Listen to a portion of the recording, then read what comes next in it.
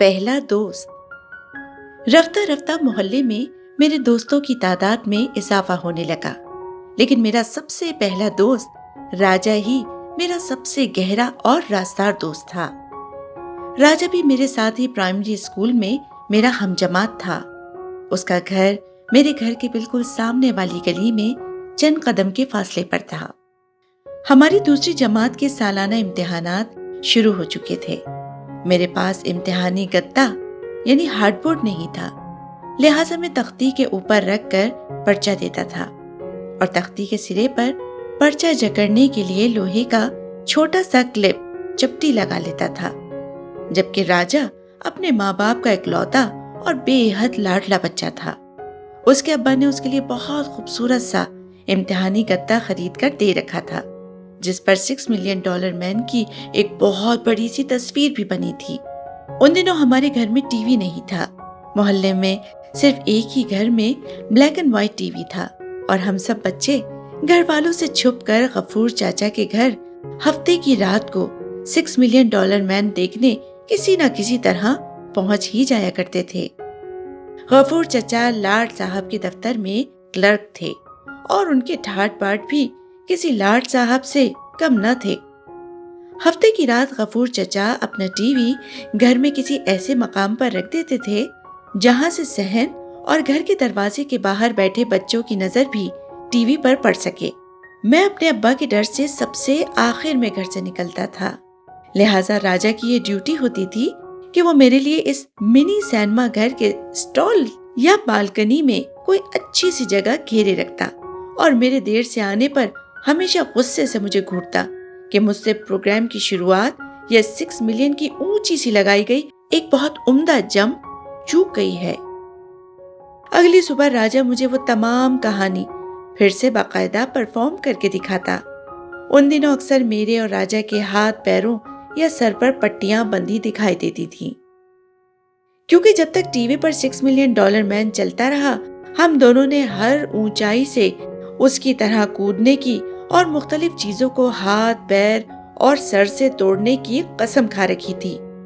ان دنوں ہم دونوں اپنی اپنی امیوں کے ساتھ، جو آپس میں گہری سہیلیاں بھی تھیں، لنڈا بازار جا کر خاص طور پر ایسی جیکٹس اور دستانے وغیرہ چنتے تھے جیسے پچھلی قسط میں ہم نے 6 ملین صاحب کو پہنے دیکھا تھا، اور پھر میں اور راجا ویسے کپڑے پہن کر محلے میں دوسرے بچوں کے درمیان اتراتے پھرا کرتے تھے۔ دوسری جماعت کے امتحان شروع ہو چکے تھے۔ میں صبح سویرے چائے کا ایک پیالہ گرم تندور کی آدھی روٹی کے ساتھ حلق سے اتار کر جلدی سے راجا کے گھر پہنچ جاتا، لیکن راجا ہمیشہ دیر کر دیتا تھا۔ اس کی امی اسے باورچی خانے میں اپنے سامنے چوکی پر بٹھائے گرم پراٹھے اور انڈوں کا ناشتہ کروا رہی ہوتی۔ مجھے سر پر کھڑے بڑبڑاتا دیکھ کر راجا جلدی جلدی نوالے نکلنے کی کوشش کرتا تو اسے ماں کی جھاڑ سننا پڑتی کہ ٹھیک سے ناشتہ ختم کرے۔ خدا خدا کر کے راجا کی تیاری ختم ہوتی اور اس کی ماں اس طرح دعائیں دیتے ہوئے میرے ساتھ روانہ کرتی جیسے وہ اسکول کا امتحان نہیں بلکہ کسی جنگی محاذ پر دشمن کے ٹینکوں کے سامنے لیٹنے جا رہا ہو۔ یہ اور بات ہے کہ نتیجہ نکلنے پر عام طور پر راجا کو بمشکل اعزازی نمبر دے کر ہی پاس کیا جاتا تھا۔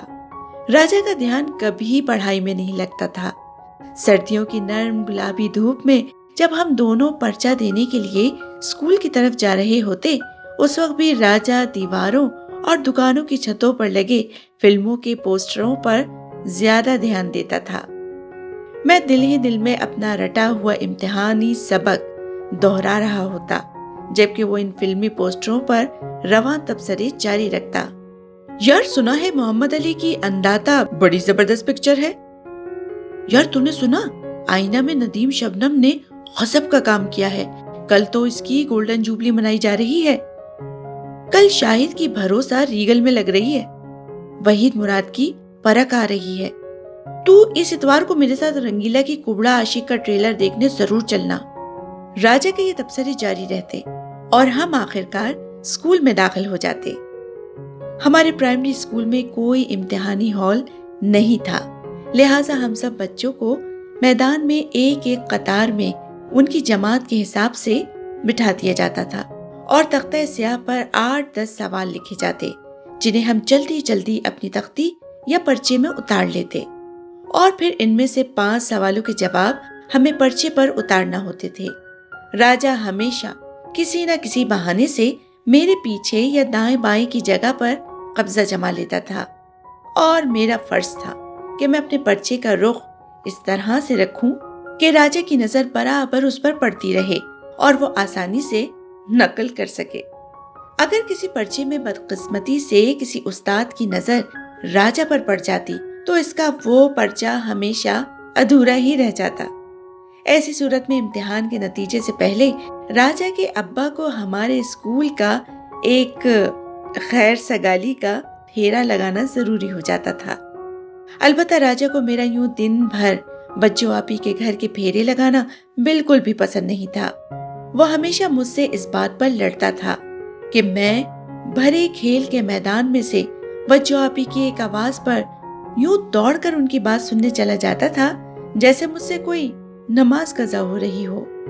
اس دن بھی مغرب سے کچھ دیر پہلے ہم سب محلے کے بچے مل کر کھو کھو کھیل رہے تھے کہ اچانک دور سے میری نظر بچوں آپی پر پڑی جو اپنے دروازے سے باہر جھانکتے ہوئے مجھے بلانے کے لیے اشارے کر رہی تھی۔ اگلے ہی لمحے میں کھیل کے تمام قواعد و ضوابط توڑتا ہوا ملیح سی بچوں آپی کے سامنے کھڑا تھا جو اس وقت گلابی لباس اور سفید دوپٹے میں خود بھی کوئی گلابی پری سی لگ رہی تھی۔ دور راجہ کھڑا میری طرف دیکھ کر منہ ہی منہ میں میری شان میں کچھ بڑبڑا رہا تھا اور چہرے پر ہاتھ پھیر پھیر کر مجھے خبردار کر رہا تھا کہ اگر میں کھیل چھوڑ کر کہیں گیا تو میری خیر نہیں۔ لیکن اس وقت میری تمام توجہ بچوں آپی کے گلابی چہرے کی طرف تھی جس پر شام کے ڈھلتے سورج کی آخری کرنیں کچھ اس طرح اجالا کر رہی تھیں کہ ان کی ناک میں اٹکا چھوٹا سا سنہری کوکا خود ایک چھوٹا سا سورج دکھنے لگا تھا۔ بچوں آپی کے ہاتھ میں نیاز کی کھیر کی پلیٹ تھی اور دوسرے ہاتھ میں 11ویں کے کورس کی اردو کی کتاب تھی جس کے شاعری والے حصے میں انہوں نے میر اور غالب کے چند اشعار کو نشان زدہ کر رکھا تھا۔ کھیر کی پلیٹ انہوں نے مجھے طاہر بھائی کی امی کے حوالے کرنے کی تاکید کی اور کتاب دیتے ہوئے سمجھایا کہ طاہر بھائی سے کہوں کہ جو مشکل شعر انہیں سمجھ میں نہیں آ رہے تھے ان سب کو انہوں نے سرخ پینسل سے نشان لگا کر واضح کر دیا ہے۔ طاہر بھائی کو جب بھی وقت ملے ان کی تشریح لکھ کر بچوں آپی کو بھجوا دیں۔ میں فوراً ہی الٹے قدموں طاہر بھائی کے گھر کی طرف بھاگا۔ طاہر بھائی کی امی صحن میں بیٹھی انار دانہ سکھا رہی تھیں۔ میری آواز سن کر طاہر بھائی بھی کمرے سے نکل آئے۔ میں نے بچوں آپی کی کتاب ان کے حوالے کی اور سارے راستے ان کا دیا ہوا جو پیغام رٹتے ہوئے آیا تھا وہ میں نے انہیں فر فر سنا دیا۔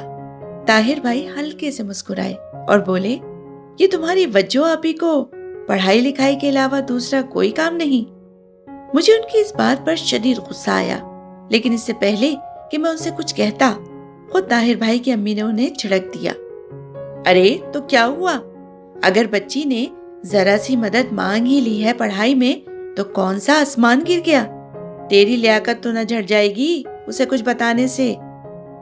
طاہر بھائی جواب میں ہنستے ہوئے کتاب لیے اندر کمرے کی طرف بڑھ گئے اور جاتے جاتے مجھے کہہ گئے کہ وہ رات کو تمام شعروں کی تشریح کر کے کتاب سمیت بچوں آپی کو بھجوا دیں گے۔ میں نے واپسی پر کافی نمک مرچ لگا کر طاہر بھائی کی شکایت بچوں آپی سے لگائی اور ان سے یہ بھی کہا کہ وہ آئندہ طاہر بھائی کو کوئی کام نہ کہیں۔ میں جب 11ویں جماعت میں آ جاؤں گا تو خود انہیں اردو پڑھا دیا کروں گا۔ لیکن میری بات پر غصہ آنے کے بجائے وہ ہلکے سے مسکا دی اور میرے گال پر زور سے چٹکی کاٹ کر اندر چلی گئی۔ میں تو سمجھ رہا تھا کہ وہ طاہر بھائی کو سخت سنائیں گی کہ ان کی مجال کیسے ہوئی ایسی کوئی بات کہنے کی، جبکہ کھیر کی پلیٹ تو کتنی جلدی طاہر بھائی کی اماں نے ہتھیا لی تھی۔